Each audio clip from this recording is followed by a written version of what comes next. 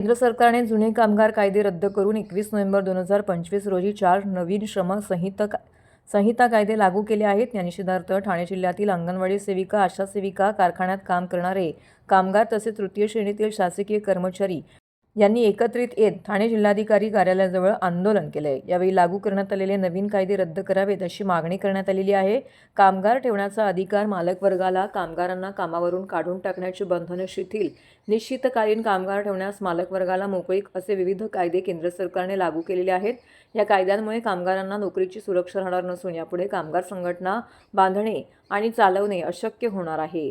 संप करणे हे शिक्षापात्र ठरणार आहे। या कायद्यामुळे कामगारांच्या मूलभूत हक्कावर बंधने आल्यामुळे कामगार वर्गाला गुलामासारखं जीवन जगावे लागणार असल्याचा आरोप कामगार संघटनांनी केलेला आहे। तसेच केंद्र सरकार शासकीय कर्मचाऱ्यांना 8वा वेतन आयोग लागू करण्याच्या विचाराधीन आहे, परंतु अल्प मानधनावरती काम करणाऱ्या अंगणवाडी आणि आशा कर्मचाऱ्यांची आठवण केंद्र सरकारला झाली नाही। देशातील लाखो अंगणवाडी आणि आशा कर्मचारी आमचे वेतन आयोग कुठे आहे हा संतप्त सवाल सरकारला करत आहे, परंतु सरकार याकडे दुर्लक्ष करत आहे। या निषेधार्थ देशातील या सर्व कामगार संघटनांनी 12 फेब्रुवारी रोजी जिल्हा स्तरावरती आंदोलनाची हाक दिली होती।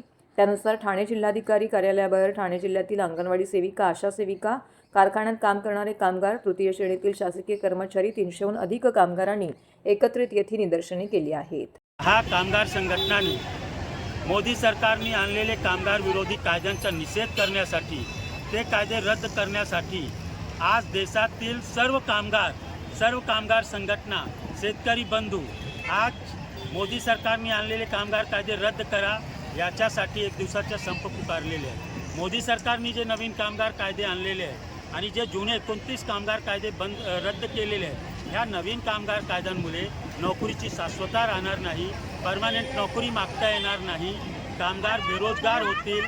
अडाणी अंबानीच्या फायद्यासाठी हे नवीन कामगार कायदे आणले गेले आहेत। ह्या नवीन कामगार कायदे निर्माण करत असताना कामगार वर्गाला, संघटना प्रतिनिधींना विश्वासात घ्यायला पाहिजे होता, पण मोदी सरकारने तसा न करता कामगारांना गुलाम बनवण्याचे नवीन कामगार कायदे आणलेले आहेत। 1 वर्ष काम केलं तरी ग्रॅच्युटी देऊ, याचा अर्थ असा आहे की आता 1 वर्षापेक्षा जास्त नोकऱ्या मिळणार नाही। कारखाने उघडले जातील, पण कारखान्यामध्ये काम करणारे कामगारांना सामाजिक सुरक्षा मिळणार नाही।